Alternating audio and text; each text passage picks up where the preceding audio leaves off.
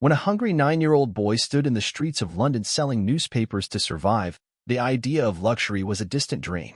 But that child, Henry Royce, would one day design what became known as the best car in the world. And alongside him, a thrill-seeking aristocrat would turn a machine into a myth. This is the unlikely story behind Rolls-Royce. Frederick Henry Royce was born in 1863 in Alwalton, a small English village near Peterborough. He was the youngest of 5 children in a family barely scraping by. His parents, James and Mary, ran a modest flour mill, following a family tradition. But James, though well-intentioned, lacked business sense. The mill floundered, debts piled up, and profits vanished almost as quickly as they came.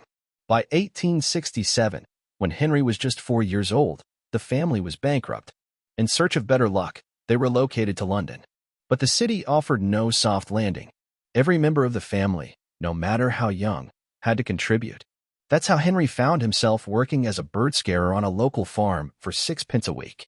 Tragedy struck again in 1872. Henry's father passed away, leaving the family to fend for themselves entirely. Henry, now 9, sold newspapers and delivered telegrams to help his mother keep the family afloat. He had barely a year of formal schooling, yet from a young age, something in him stood out. A deep curiosity, a quiet determination, and an intense attention to detail. When he was 15, a glimmer of hope came in the form of an apprenticeship with the Great Northern Railway. It was a dream opportunity for a mechanically minded teenager, but even dreams had a price. Only through a small financial contribution from his aunt was Henry able to join the program. He seized the chance with everything he had. Though his formal education was nearly non-existent, Henry educated himself in his spare time, devouring books on algebra, French, and electrical engineering.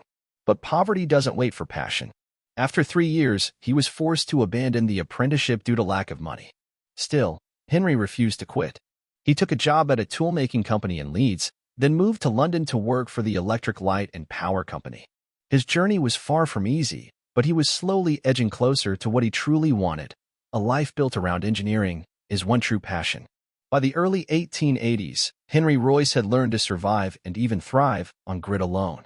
After years of moving from job to job, he landed in Liverpool in 1882, working once again for the Electric Light and Power Company. Royce was just 19. He was determined to do more than simply earn a wage. He wanted to build something of his own. That opportunity came in 1884. At the age of 21, together with a trusted friend and fellow engineer, Ernest Claremont, Henry co-founded a company they called F.H. Royce and Company. It was a bold move for 2 young men of modest means. Operating out of a modest workshop in Manchester, the company initially produced simple electrical components, dynamos, resistors, and doorbells. They worked long, unforgiving hours. And every single piece that left the shop carried Henry's trademark, quality above all. Royce wasn't the type to cut corners. He was meticulous, almost obsessively so. His standard was perfection, and that standard, little by little, built a reputation. By 1894, the company had grown significantly. They were no longer just building components. They were manufacturing complex electric cranes, heavy machinery that required precision engineering. But even then, Henry Royce wasn't satisfied. At a time when motor vehicles were still rare curiosities, Royce became fascinated by their potential. His mind, restless and mechanically brilliant, was already looking toward the future. While the company continued to grow, his personal interest shifted toward automobiles. He began studying them, tinkering with engines in his own time. Then, in 1901, he bought a second-hand French Decauville car. Instead of driving it proudly, he took it apart, studied its flaws, and declared it inadequate. It was a pivotal moment. Royce didn't just want to own a better car. He wanted to build one, from the ground up. So while most people were still just getting used to the idea of a horseless carriage, Henry Royce, a man who had once scared birds from fields for a few pennies, was quietly preparing to change the automobile industry forever. By 1904, Henry Royce had done the impossible. Working in a modest Manchester workshop, he had hand-built a 2-cylinder motor car that was smoother, quieter, and more reliable than anything he'd ever driven. He named it simply the Royce 10. Of the first 3 cars he built, one went to his business partner, another to a shareholder named Henry Edmunds, and that man would unknowingly change the course of history. Henry Edmunds was a friend of a well-connected young man from London named Charles Stuart Rolls. If Royce was the embodiment of grit and persistence, Rolls was all glamour and privilege. Born in 1877 to an aristocratic family, Charles Rolls was a Cambridge-educated mechanical engineer with a taste for speed and innovation. At just 18, he had traveled to Paris to buy his first car, a Peugeot. That purchase made him the first undergraduate at Cambridge to own an automobile. By 1903, Charles had turned his passion into a business. He opened one of Britain's first car dealerships, C.S. Rolls and Company, selling imported French and Belgian cars. But despite the success, he was frustrated. He wanted a British-made car, one he could believe in. That's when Henry Edmonds introduced him to Royce. They met at the Midland Hotel in Manchester on May 4, 1904. Royce arrived with his quiet, unassuming demeanor and a precisely engineered machine. Rolls, ever the showman, was skeptical. He preferred 3- and 4-cylinder engines. But the moment he drove Royce's 2-cylinder car, everything changed. Within minutes, Rolls was stunned. "This is the best small car I've ever driven," he declared, and offered to sell every car Royce could build. It was a partnership born of opposites. Royce, the 41-year-old self-taught engineer, and Rolls, the 26-year-old aristocrat and speed enthusiast. One forged in hardship, the other raised in opulence. But together, their strengths aligned. Royce's obsession with quality and innovation, and Rolls's charisma, business sense, and ambition. They agreed on a simple plan. Royce would build the cars, Rolls would sell them under one name, Rolls-Royce. From that handshake, a revolution began. In 1906, just 2 years after that fateful handshake, Rolls-Royce Limited was officially founded. The company's first major release was the Rolls-Royce 40/50th horsepower, later known as the Silver Ghost, a name that would become legendary. It wasn't just a car. It was a statement. Quiet, powerful, and almost eerily smooth on the road, the Silver Ghost stunned the motoring world. In an era when cars were loud, clunky, and notoriously unreliable, here was a vehicle that glided through the streets like magic. One motoring magazine described it simply, the best car in the world. But this wasn't just the work of 2 men. In the background was Claude Johnson, Charles Rolls's business partner and the often overlooked third founder of Rolls-Royce.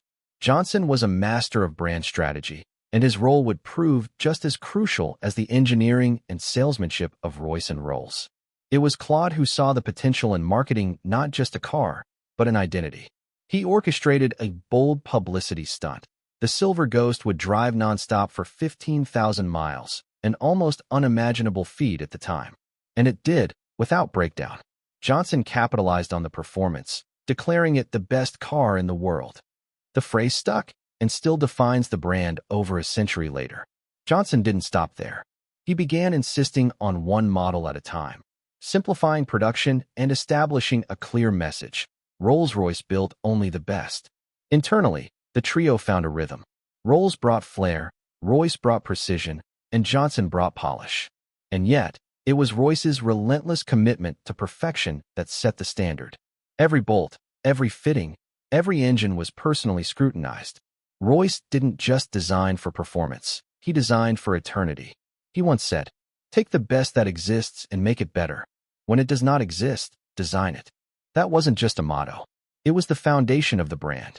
By the end of the decade, Rolls-Royce wasn't just a manufacturer.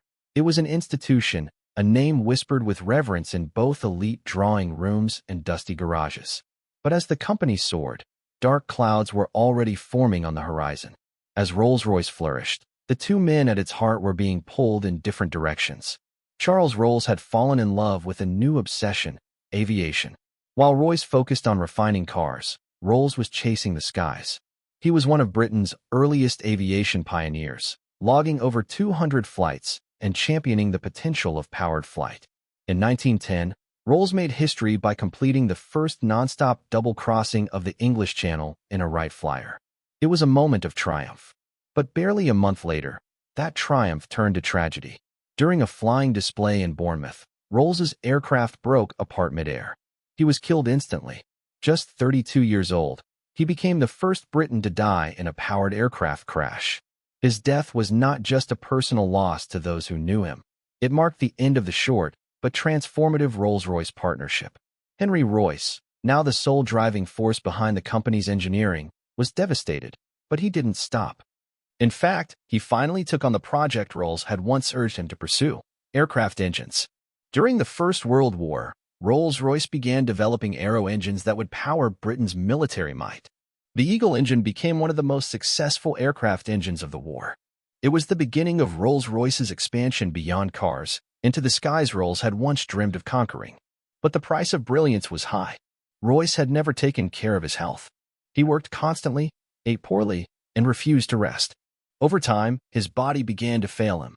By the 1920s, he was a semi-invalid, living in a villa on the south coast under the care of nurses and secretaries. Yet, even from his sickbed, he worked. He sketched, designed, and pushed the boundaries of what machines could do. In 1933, at the age of 70, Henry Royce passed away. His health had never recovered from the hardships of his youth. Yet, true to form, his very last drawing, a new engine component, was made from his bed, just hours before his death. Royce left behind no fortune, no heirs.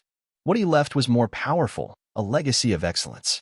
A brand built not on luxury alone, but on unrelenting craftsmanship. Today, Rolls-Royce stands as a global icon of luxury and engineering brilliance. Though the original company has since split into separate automotive and aerospace divisions, the Rolls-Royce name continues to represent the pinnacle of performance. Since 1998, BMW has owned Rolls-Royce motor cars, carefully preserving the legacy while pushing it into the future. The brand operates in over 40 countries, with more than 130 dealerships worldwide. Modern models like the Phantom, Ghost, Wraith, Dawn, and Cullinan remain some of the most expensive and exclusive vehicles on the market. Under the leadership of CEO Torsten Müller since 2010, the company has flourished, expanding into bespoke customization and electric innovation. Yet through all the changes, one thing remains unchanged: the relentless pursuit of perfection, an ethos instilled by Henry Royce himself. From a bird scarer in the English countryside to the creator of the world's most revered automobile, Henry Royce's life was proof that excellence is not born, it's built. And though Charles Rolls soared for only a short time, his ambition lifted the brand into legend. More than a century later, Rolls-Royce is still whispering the same promise, that perfection is worth chasing. The question is, are we still bold enough to chase it?